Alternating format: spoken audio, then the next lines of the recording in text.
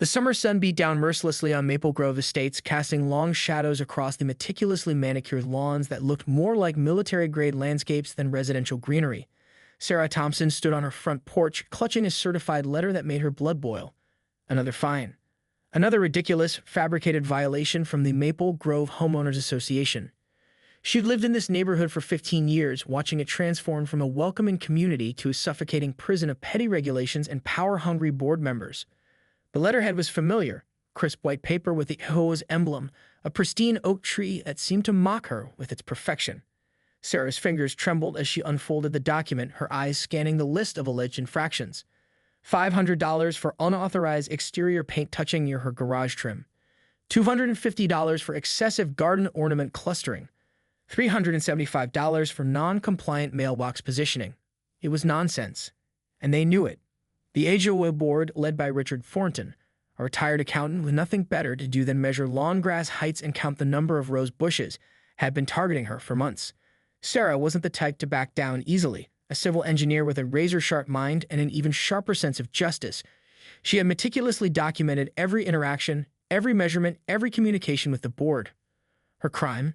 Speaking up at community meetings, challenging their arbitrary rules, pointing out discrepancies in their financial reports that suggested something more sinister than simple mismanagement might be happening behind closed doors. The most recent board meeting had been particularly tense, when Sarah had questioned the $50,000 allocation for landscape enhancement that seemed to coincide perfectly with Richard Thornton's nephew's landscaping business. The room had gone silent. The other board members had exchanged uncomfortable glances. Richard's face had turned a shade of red that suggested either extreme anger or an impending medical event. "Ms. Thompson," he had said, his voice dripping with condescension, "perhaps you should focus on maintaining your own property instead of questioning the board's decisions." But Sarah knew something was wrong. These fines were more than just petty bureaucracy. They felt targeted, calculated, and she was done being a passive victim. Her computer hummed to life as she began her research. Property records, municipal documents, easement agreements. Sarah was about to dive deep. If the HOA wanted a war, they picked the wrong woman to mess with. Little did Richard Thornton and his board know Sarah Thompson wasn't just going to fight back. She was going to dismantle their entire power structure, piece by methodical piece. The first step? Understanding exactly how the neighborhood's infrastructure worked, and more specifically, who actually owned what. Her fingers flew across the keyboard, a determined smile spreading across her face. This wasn't just about fighting unfair fines anymore. This was about exposing a system that had been broken for far too long.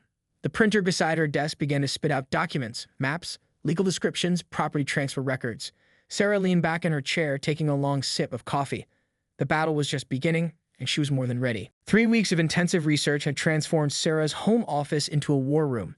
Pinned maps covered the walls, sticky notes connected key documents with red strings, and multiple computer screens displayed layers of property records, municipal codes, and financial trails.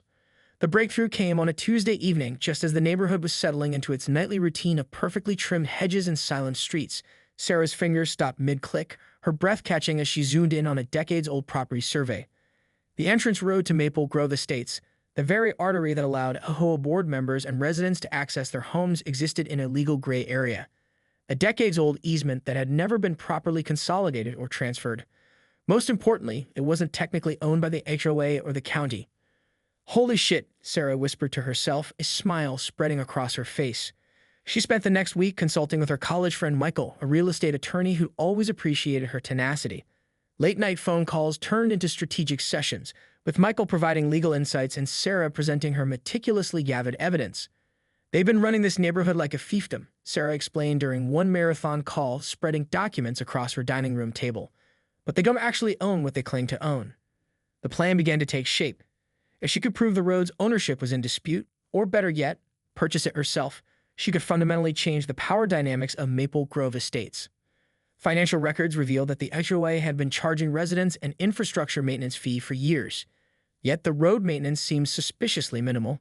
Quick repairs, sheet materials, and contracts that always seemed to benefit the same local contractors. Sarah's engineering background served her well. She began documenting every pothole, every crack, every questionable repair on the entrance road. Photographs, measurements, time-stamped evidence that would make a court clerk weep with joy. Richard Thornton had no idea what was coming. The first step would be a quiet, strategic land purchase. Sarah reached out to a real estate broker who specialized in unique property acquisitions, someone who could navigate the complex legal terrain without alerting the HOA. "I need discretion," she explained during their first meeting, sliding a folder of documentation across the table. "And I need to move quickly." The broker, a sharp-eyed woman named Elena Rodriguez, studied the documents with growing excitement. "This is brilliant," she muttered, tracing her finger along a property line. "They've been sitting on a legal landmine for years, and they don't even know it." As winter approached, Sarah continued to build her case. The fines kept coming, each one meticulously filed, documented, and prepared for future legal challenge. But now, they were more than just harassment. They were evidence. The HOA thought they were punishing her. In reality, they were providing her with the most comprehensive case file she could have ever hoped to compile. Sarah Thompson wasn't just going to fight back. She was going to completely restructure the power dynamics of Maple Grove Estates, and it would all start with a seemingly insignificant piece of asphalt, the entrance road. The property transaction happened quietly, almost invisibly. On a crisp December morning, the frost painting the windows of Maple Grove Estates, Sarah Thompson became the official owner of the entrance road, a 0.73-mile stretch of asphalt that was the neighborhood's sole point of access. Elena Rodriguez had worked her magic, using a series of shell companies and strategic legal maneuvers to keep the purchase under the radar. The previous owner, an elderly real estate investor who had long forgotten about this snippet of land, was more than happy to offload the property for a tidy sum. Sarah's first move wasn't dramatic. She didn't immediately announce her ownership.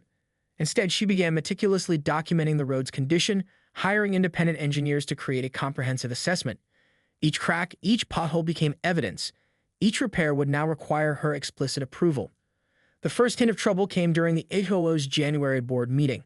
Richard Thornton was mid-lecture about community standards when a certified letter arrived.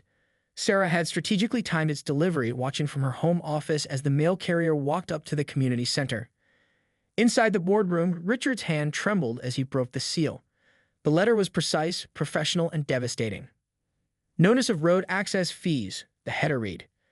Sarah had calculated everything down to the smallest detail. The road's maintenance would now require a daily access fee for each vehicle. Residents would need to purchase a monthly pass directly from her. The rates were technically legal but intentionally punitive. $50 per vehicle per month, $250 for commercial vehicles, $100 additional fee for any vehicle over 5,000 pounds. Failure to pay would result in access restriction. The math was brutal. With approximately 200 homes in Maple Grove Estates, Sarah's potential monthly revenue would be staggering. More importantly, she now controlled the neighborhood's literal and metaphorical entrance and exit. Richard Thornton's face turned several shades of red as he read the detailed legal document. Attached were comprehensive surveys, ownership documents, and a crystal-clear message. Everything was legitimate. Whispers spread through the boardroom. Some board members looked nervous. Others looked impressed. A few looked outright terrified. Sarah had transformed from a harassed homeowner into a strategic mastermind. The next day, HOA board members began receiving individual letters.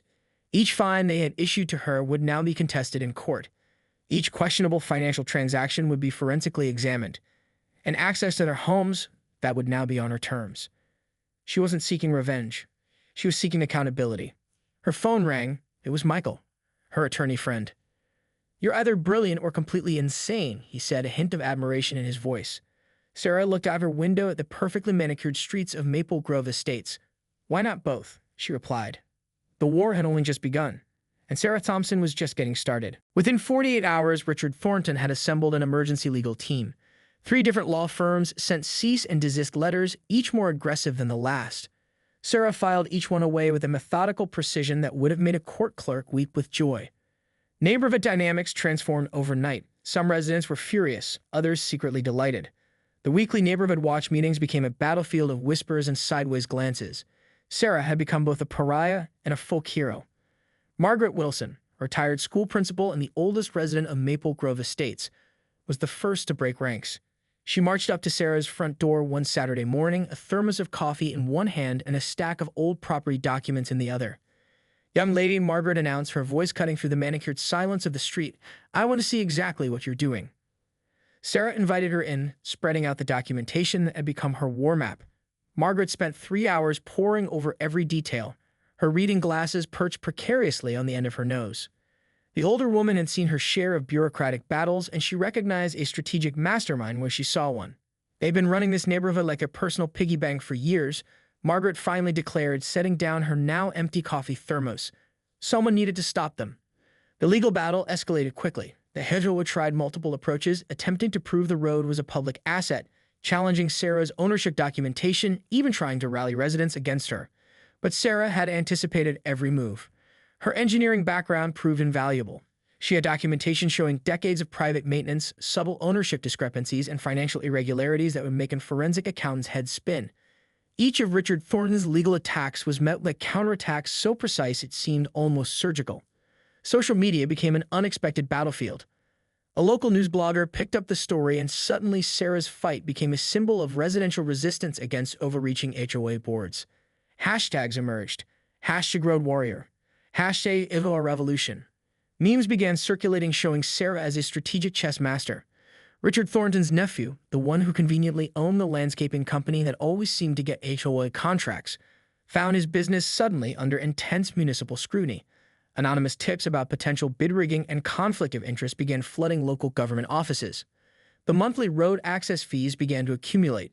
Sarah didn't just collect the money, she made it transparent. Every single dollar was documented.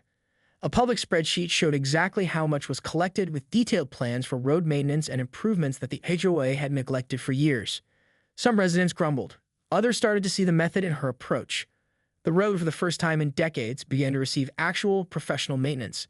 During one particularly tense community meeting, Richard Thornton attempted to paint Sarah as a troublemaker, but the documentation was overwhelming. Bank statements, property surveys, maintenance records. Each piece of evidence was a dagger aimed directly at the HOA's credibility. "This isn't about money," Sarah declared, her voice calm and resolute. "This is about accountability." The battlefield was set. The HOA had no idea what was coming next, and Sarah Thompson was just getting started. 6 months after Sarah first purchased the entrance road, a state-level investigation was launched into the Maple Grove Estates Homeowners Association. The documentation she had meticulously collected became the cornerstone of a comprehensive audit that would change everything. Richard Thornton resigned before the official report was released. His nephew's landscaping company was barred from municipal contracts.